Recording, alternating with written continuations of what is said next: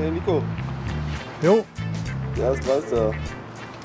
Ah, okay. Ja, super. Dann würde ich sagen, geben wir mal Gas. Und wenn du auch wissen willst, wie man nicht den ganzen Tag in der Halle steht, sondern auch mal schöne Sommerwetter genießen kann, dann ist Effizienz das Stichwort und genau darum geht es jetzt. Komm, wir gehen mal zum Auto.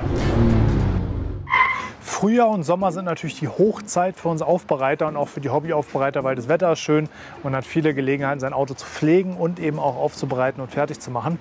Jetzt fängt man damit an, die Fähigkeiten zu lernen und lernt, wie man wäscht, wie man poliert, wie man Innenraumreinigung macht und kann das mit Sicherheit auch im ganz tollen Detail machen. Und wenn man sich jede Zeit der Welt dafür nehmen kann, dann kriegt man relativ schnell schöne Ergebnisse. Aber irgendwo soll es ja auch mal zielführend sein. Wir wollen ja auch mal auf einen Stundenlohn kommen. Wir wollen vielleicht auch mal nach Hause zur Familie oder auch bei tollem Wetter mal am See sitzen und auch das Leben genießen und nicht nur in der Halle stehen und Autos aufbereiten. Deswegen gerade jetzt an so einem Fall wie einem unigrauen Audi RS3, also wirklich ein Lack, der nicht einfach ist, wo man sagen kann, komm einmal rüber, 2 Stunden bin ich fertig, sondern ein Fahrzeug, was wirklich sowohl bei der Wäsche, in der Vorbereitung als auch dann beim Polieren und Versiegeln einen hohen Anspruch an den Aufbereiter hat, möchte ich mal so ein paar Themen ansprechen, wie man effizient arbeiten kann, ohne zu schlampen. Das ist natürlich ganz klar, die Qualität darf nicht leiden, aber ohne eben an jedem Auto 12, 13, 14 Überstunden zu machen, um zum Ziel zu kommen. Und der erste Schritt ist natürlich das Waschen, dann kommt das Polieren und das Versiegeln, wobei das Polieren natürlich durch diesen ausgedehnten Aufwand, also von so einer Gesamtaufbereitung sind 60, 70, 80%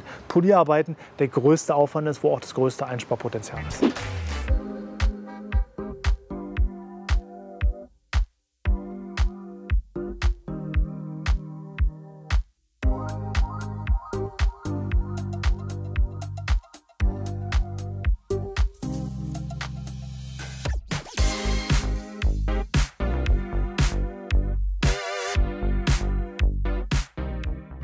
Bevor wir natürlich ans Polieren kommen, muss das Auto erstmal gewaschen werden. Und wer mein Motto kennt, Vorwäsche, Vorwäsche, Vorwäsche, weiß, dass ich hier großen Wert drauf lege. Und auch wenn ich möglichst effizient arbeiten will, oder was heißt auch, gerade weil ich möglichst effizient arbeiten will, macht es sehr viel Sinn, hier wirklich ein bisschen Zeit und auch Gedanken zu investieren. Weil gerade bei so einem lackierten Kühlergrill, wo überall Dreck in den Kanten steckt, macht es Sinn, einen angepassten Reiniger zu nehmen, der schon touchless, also ohne Berührung, möglichst viel Schmutz entfernt. Und ich am Ende nicht noch mit dem Tuch nach dem Trocknen rumpopeln muss, weil ich Dreck und Insekten vergessen habe. Und genau damit starten wir jetzt.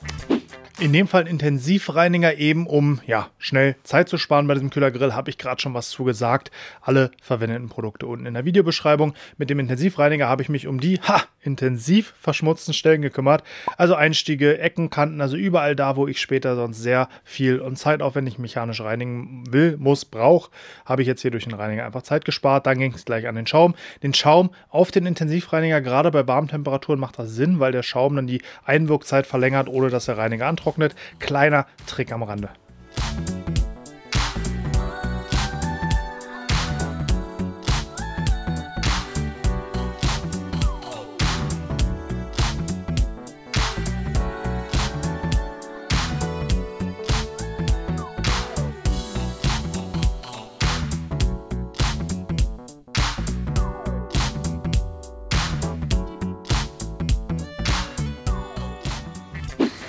Eine Unterbodenwäsche ist nach dem Winter natürlich besonders wichtig durch den ganzen Streusalz auf dem Boden, aber auch so macht es einfach Sinn, den ganzen Schmutz mal zu entfernen und gerade an den Schwellern, wo wir sonst nachher wirklich mit dem Handschuh runter müssen, uns viel Dreck in den Handschuh holen oder ins Waschmedium und auch schnell Kratzer verursachen, macht es Sinn, wirklich eine kontrollierte Reinigung wirklich von unten gegen, um die möglichst größte Menge an Dreck zu entfernen und nicht irgendwie mit dem Hochdruckreiniger von oben sich hinknien. Macht einfach Sinn, dauert ungefähr 5 Minuten, dann hat man es erledigt. In der Zeit kann der Vorreiniger oben auf dem Lack wirken. Dann geht es ans Abspülen und dann ist das Auto auf einmal von oben und von unten grundlegend vorgereinigt. Und beim Abspülen ist jetzt Genauigkeit angesagt. Gerade da, wo wir jetzt den Intensivreiniger reingesprüht haben, wo ich gesagt habe, da kommt man später schwer ran oder ist Unischwarz sehr empfindlich. Gerade da müssen wir jetzt ein bisschen Zeit und auch Mühe investieren, um da gründlich abzuspülen. Nicht einfach so huschi-fuschi einmal drüber, sondern wirklich Zeit nehmen, um den Schmutz aus den Kanten rauszubekommen.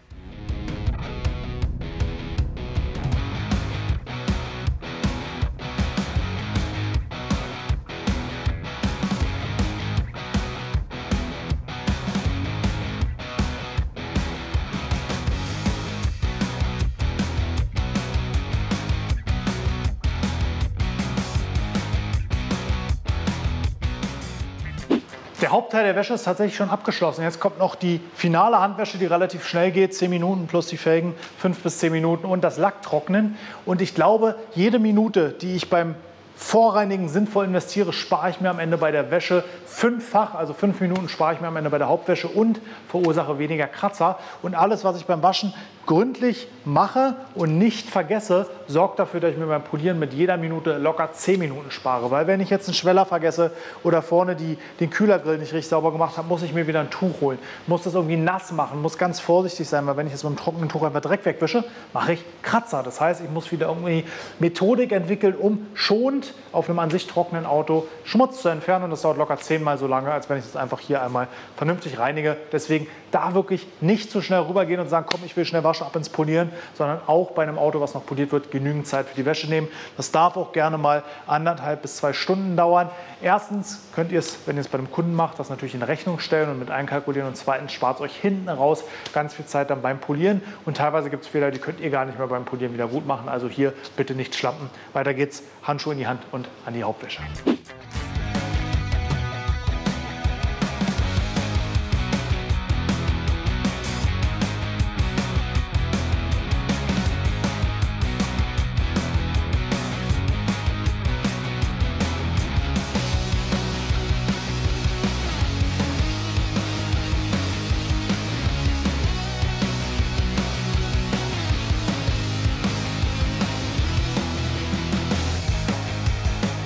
Und beim Kühlergrill geht es dann auch nochmal mit dem Pinsel ran, um den ganzen gelösten Schmutz jetzt nochmal final wegzubekommen. Ultrasoft Pinsel, also einen sehr weichen Pinsel hier zu verwenden, macht absolut Sinn, damit ich keine Kratzer verursache.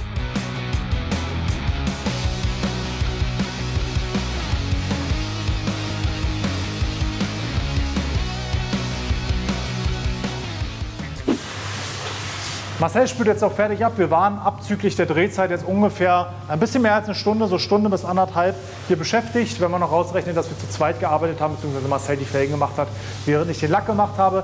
Ganz klar, was aufgehalten hat, war dieser Kühlergrill hier, den man wirklich komplett durchpinseln musste, einfach weil der so empfindlich ist, auch mit einem sehr weichen Pinsel immer wieder schonend arbeiten. Aber ich kann immer nur betonen, die Wäsche sollte wirklich nicht halbherzig erfolgen, weil die sich hinten raus um ein Vielfaches rächen wird, wenn man hier schlammt. Das heißt, hier haben wir jetzt ordentlich gearbeitet.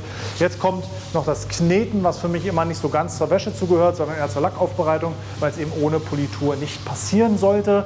Deswegen einmal den Wagen abspülen, gegebenenfalls kneten, trocknen, dann geht es ran, wir gucken uns an, wie der Lack aussieht und dann geht es ans Eingemachte, an die Lackpolitur. Testbot war hier ein gutes Stichwort. Der hat eine ganze Weile gedauert, bis ich da was rausgefunden habe. Will ich gar nicht so viel vorwegnehmen. Manchmal ist das auch so. Manchmal macht das auch Sinn, dafür Zeit zu investieren. Dazu gleich mehr. Ansonsten ging es dann mit Vollgas nach der gefundenen Methode einmal ums Auto rum und auch hier wieder Zeit gespart durch Testbot.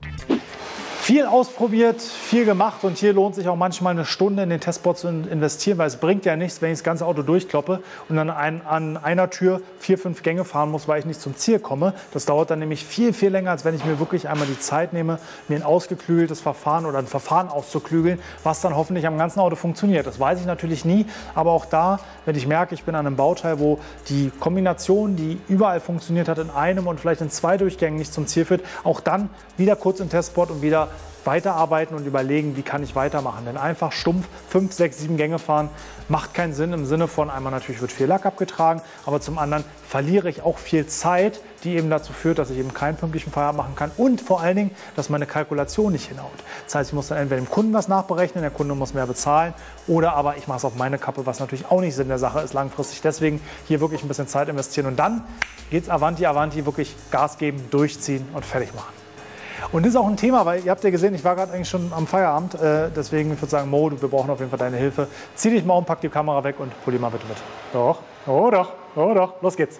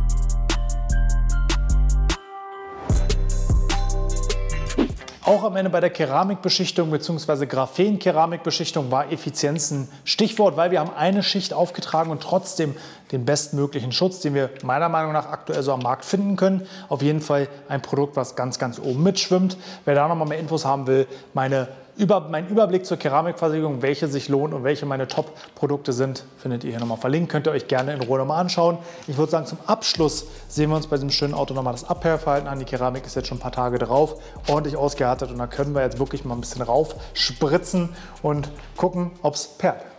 Hydrophobie funktioniert auf jeden Fall super. Was aber noch wichtiger ist, das sehen wir in der Kante, das Wasser fließt schnell ab, denn das bringt am Ende den Selbstreinigungseffekt nicht, aber diesen Easy-to-Clean-Effekt, die einfache Reinigung, das Wasser abperlen, bringt gar nichts, sondern eher das Wasser ablaufen ist auch auf jeden Fall da. Lack ist jetzt geschützt, gerade bei so einem empfindlichen wie dem Nardo-Grau, also einem Uni-Grau, ist extrem wichtig, dass wir eine Versiegelung auftragen.